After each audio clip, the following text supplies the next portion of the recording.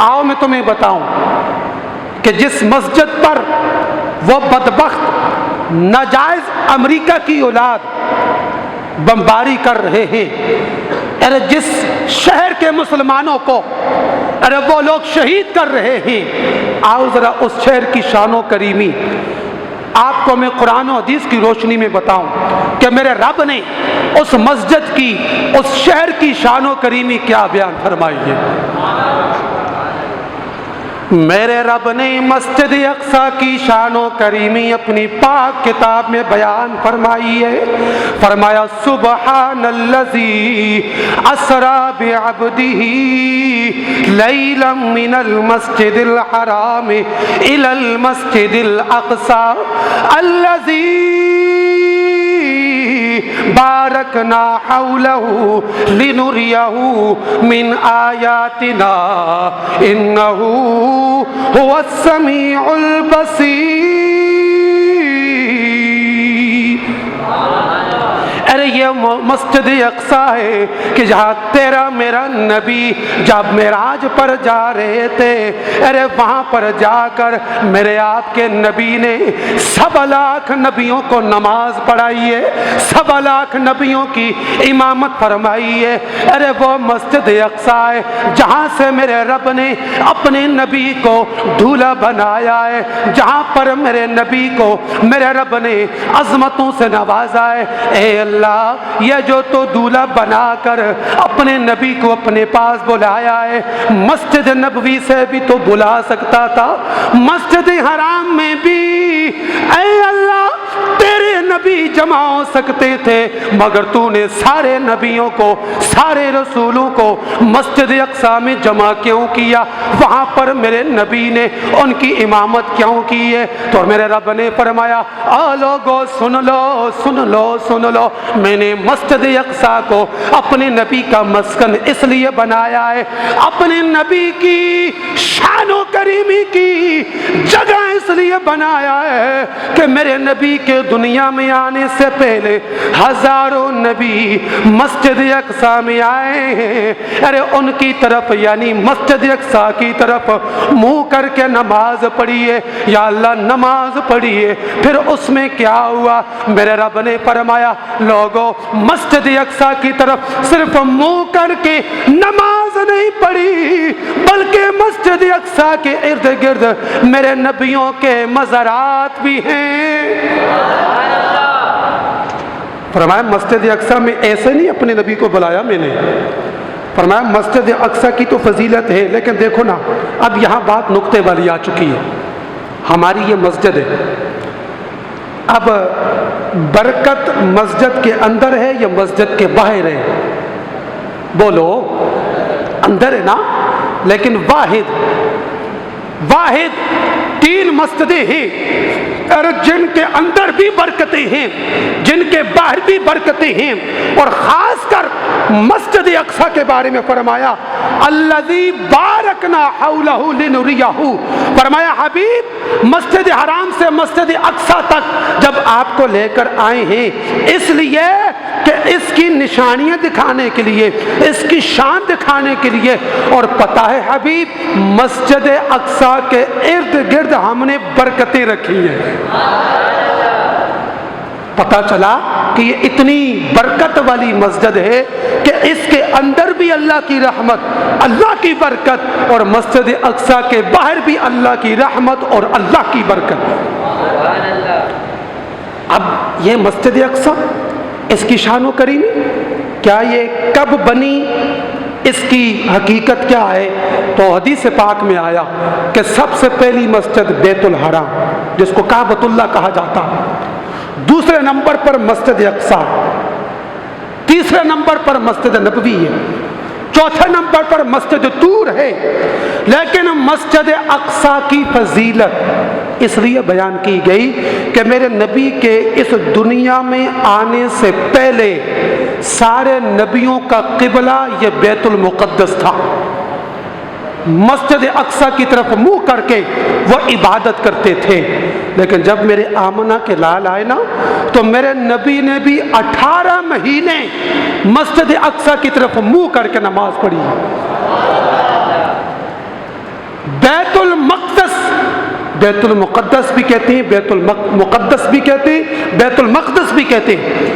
18 مہینے میرے نبی نے بیت المقدس کی طرف منہ کر کے نماز پڑھی ہے، لیکن پھر اللہ کا حکم آیا، آپ نے نماز کے اندر اپنے چہرے کو قبلے کی طرف پھیر دیا، اللہ نے بیت الحرام کو آپ کا اور امت کا قبلہ بنا دیا۔ اب یہاں پر میں ایک نقطہ بیان کرنے والا ہوں، بیت المقدس کی شان و فضیلت پچھلے نبیوں کے منہ کرنے کی وجہ سے بھی ہے، ان کے قبلے کی وجہ سے بھی ہے، لیکن پتہ ہے اس کی شان جو زیادہ بڑی ہے وہ میرے نبی کی وجہ سے بڑی ہے، وہ میرے نبی کی وجہ سے بڑی ہے۔ کیوں کہ ایک تو میرے نبی نے اس کی طرف 18 مہینے منہ کر کے نماز پڑھی، اور دوسرا میرے نبی نے اس مسجد میں جا کر سارے نبیوں کی امامت فرمائی، اور جہاں میرے نبی کے قدم لگ جائیں، جہاں میرا نبی خود اپنے وجود کے ساتھ جہاں پر چلا جائے، جا کر وہاں پر ٹھہر جائے، میرا رب نے فرمایا ہم اس جگہ کو عظمت برکت والی بنا دیتے ہیں۔ پتہ ہے جب آقا علیہ الصلوۃ والتسلیم، اب بات بڑی محبت والی آ چکی ہے، جب حضور معراج سے مسجد حرام سے مسجد اقصی میں گئے نا، تو جب واپس آئے حضور معراج سے، تو یہودیوں نے، بدبختوں نے یا ویلا شروع کر دیا کہ نعوذ باللہ محمد جھوٹ بول رہے ہیں کہ یہ رات کو مسجد حرام سے مسجد اقصی تک گئے۔ ابھی حضور نے ان کے سامنے اوپر کی بات نہیں کی تھی، کہا میں رات کے تھوڑے سے حصے میں مسجد حرام سے مسجد اقصی تک گیا، یہ بات کرنی تھی۔ ابو جہل اس کی پارٹی بدکنے شروع ہو گئی کہ یہ کیسے ہو سکتا ہے، ارے کعبۃ اللہ سے لے کر فلسطین تک اگر سواری پر اونٹوں پر یہ پیدل چلا جائے 40 دن لگتے ہیں۔ نعوذ باللہ محمد کہتے ہیں کہ میں رات کو گیا بھی ہوں واپس بھی آیا ہوں۔ تو یہودیوں نے سوال شروع کر دیے، اچھا محمد اگر تم بیت المقدس میں گئے ہو، بتاؤ مسجد اقصی کی کھڑکیاں کتنی ہیں، مسجد اقصی کے دروازے کتنے ہیں، مسجد اقصی کے ستون کتنے ہیں؟ اب سنو میرے نبی کی شان و کریمی، سنو میرے نبی کا مقام کہ میرے رب نے اس مسجد کی شان و کریمی کیوں بیان فرمائی ہے، اس کا ذکر قرآن میں جو بیان کیا ہے، اس کی عظمت، اس کا مقام، اس کا مرتبہ جو ہے صرف مسجد ہی کی وجہ سے نہیں، میرے نبی کی وجہ سے۔ میرے آمنہ کے لال پر سوال ہوا کہ آقا آپ گئے مسجد الاقصی میں، آپ اگر گئے، یہ کافر سوال کر رہے ہیں کہ مسجد اقصی کی کھڑکیاں کتنی ہیں، مسجد اقصی کے دروازے کتنے ہیں، مسجد اقصی کے ستون کتنے ہیں۔ میرے رب نے فرمایا حبیب پریشان نہ ہونا، پہلے تو مسجد اقصی میں گیا ہے، اب یہ لوگ سوال کر رہے ہیں، اب مسجد اقصی تیرے پاس آئے گی، اب مسجد اقصی تیرے پاس آئے گی۔ گویا جب انہوں نے سوال کیا، اللہ نے مسجد اقصی کو میرے نبی کے سامنے رکھ دیا۔ یہودی سوال کر رہے ہیں، میرے نبی بیت الحرام میں، کعبۃ اللہ میں، ان کا جواب مسجد اقصی کو سامنے دیکھ کر اس کے دروازے گن کر بتا رہے ہیں۔ یہودیوں تم سوال کر رہے ہو کہ مسجد اقصی کی کھڑکیاں کتنی ہیں، کہا گن لو اتنی اتنی کھڑکیاں ہیں، پھر کہا تم نے کہا دروازے کتنے، اتنے دروازے، اتنے ستون ہیں۔ اور جن یہودیوں نے مسجد اقصی کو دیکھا ہوا تھا وہ چونک گئے، ارے یہ کیسے ہو سکتا ہے، رات کے تھوڑے سے حصے میں بندہ جائے واپس آ جائے، مسجد کی ساری نشانیوں کو بتا دے۔ جواب آیا لوگوں یہ وہ نبی ہے جس نبی کے لیے ہم نے بیت المقدس کو بھی برکت والا بنایا ہے، اور ہم نے اس کعبے کو بھی برکت والا بنایا ہے۔ تو جن لوگوں نے یقین کرنا تھا کر لیا کہ بھائی یہ تو آقا علیہ السلام ٹھیک کہہ رہے ہیں، کھڑکیاں بھی اتنی ہیں، دروازے بھی اتنے ہی ہیں، ستون بھی اتنے ہی ہیں، اور کئی لوگوں نے اس بات کو سن کر جٹلا دیا۔ جٹلانے والے ابو جہل کی اولاد آج تک ہیں، جن کو بنی اسرائیلی کہا جاتا۔ امریکہ کی ناجائز اولاد، اور جن لوگوں نے تصدیق کی ان کو ابو بکر و عمر کہا جاتا۔ میں نے کہا تمہیں کیا پتہ بیت المقدس کی شان و کریمی کیا؟ میں نے کہا تم نمازیوں پر بم برسا کر، تم ان پر ظلم و ستم کے پہاڑ توڑ کر تم یہ ثابت کرنا چاہتے ہو کہ ہم قبضے میں لے لیں گے؟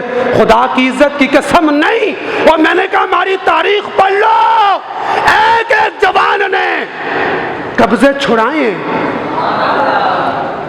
سلطان صلاح الدین ایوبی، سلطان نور الدین زنگی، سلطان محمود غزنوی، ارے یہ وہ امت مسلمہ کے ہیرو ہیں۔ خدا کی قسم آج بھی یہودی، آج بھی غیر مسلم قوتیں ان کے ناموں سے ڈرتی ہیں۔ میں نے کہا تم یہ مت بھولو کہ وہ قبروں میں چلے گئے ہیں، ہاں ہاں وہ دنیا سے پردہ فرما چکے ہیں، لیکن سلطان صلاح الدین ایوبی کی تلوار آج بھی ہمارے پاس ہے، سلطان محمود غزنوی کی تلوار آج بھی ہمارے پاس ہے، سلطان نور الدین زنگی کی تلوار آج بھی ہمارے پاس ہے۔ ارے ان کی وہ مسندیں، ان کی جو محبتیں، ان کے جذبے آج بھی لوگوں کے سینوں میں سمندروں کی طرح ہیں۔ بنی اسرائیلو تمہارا انجام ہونے والا ہے، کوئی نہیں ہے صحیح سلطان صلاح الدین ایوبی کا آج اٹھے گا، تمہیں پشتوں کے پشتے لگا دے گا۔ مسجد اقصی بھی ہماری ہے، بیت الحرام بھی ہماری ہے، اور مسجد نبوی بھی ہماری ہے۔ یہ سب کچھ ہمارا ہے، تم جتنی مرضی کوشش کر لو۔ سن لو خدا کی عزت کی قسم، میرا رب کو سنانا چاہتا ہے امت مسلمہ کو، آؤ میرا آپ کو اس پچھلی کہانی سناؤ نا تاریخ اسلام کی، کہ جب مسلمانوں کے مقدس مقامات پر قبضے ہوئے، پھر ان قبضوں کو 56 ممالک نے چھڑایا، کروڑوں اربوں لوگوں نے نہیں چھڑایا، بلکہ اللہ نے ایک ایسے مرد قلندر کو قوت اور طاقت دی کہ اللہ نے اس کے وسیلے سے ایسے ناجائز قبضوں کو چھڑا دیا تھا۔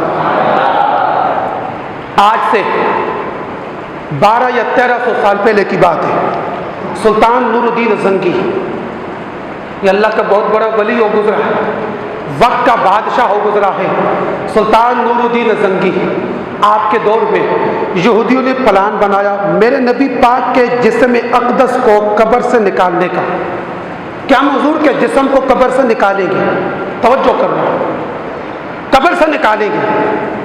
تو ان یہودیوں نے 2 بندوں کو تیار کیا، ان کو اسلامی لبادہ پہنایا، مسلمان نہیں تھے، داڑیاں رکھوائی، ان کو تھوڑی سی دین کی تعلیم دی، حتیٰ کہ ان یہودیوں نے ان کو مدینے میں بھیج دیا، ایک گھر لیا، اس گھر میں وہ مقیم ہو گئے، ساری رات وہ اپنے گھر کے نیچے سے وہ سرنگ کرتے رہے، اور مٹی جو ہوتی وہ جنت البقیع کے قبرستانوں پر یعنی قبروں پر وہ مٹی ڈال دیتے تھے۔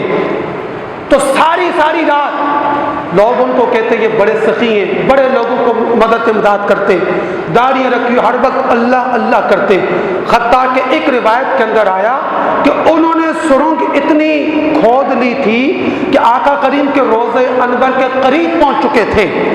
سیدنا عمر رضی اللہ تعالیٰ عنہ کے پاؤں کا انگوٹھا نظر آ گیا تھا، ایک دور وہ بھی تھا جب انگوٹھا نظر آیا، ادھر میرے نبی نے سلطان نور الدین زنگی کو خواب میں کہا کہ اے سلطان نور الدین، 2 بدبخت ہمیں تنگ کر رہے ہیں، ان کا یہ حلیہ ہے، ان کا ذرا بندوبست تو کر لو نا۔ اب میں آپ کو بتاتا ہوں کہ جب دل مردہ نہ ہونا، ان دلوں میں اگر غیر کی محبت نہ ہونا، ان دلوں میں ارے اسرائیل کی محبت نہ ہو، ڈالروں کی محبت نہ ہو، خدا کی قسم پھر حضور کی محبت ہوتی ہے۔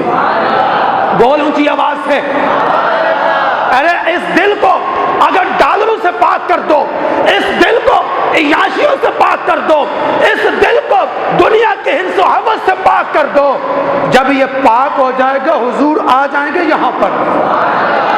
اچھا، میرے آقا علیہ السلام نے نور الدین زنگی کو خواب میں کہا کہ یہ اس شکل کے بدبخت ہمیں تنگ کر رہے ہیں، ان کا ذرا محاسبہ کرو۔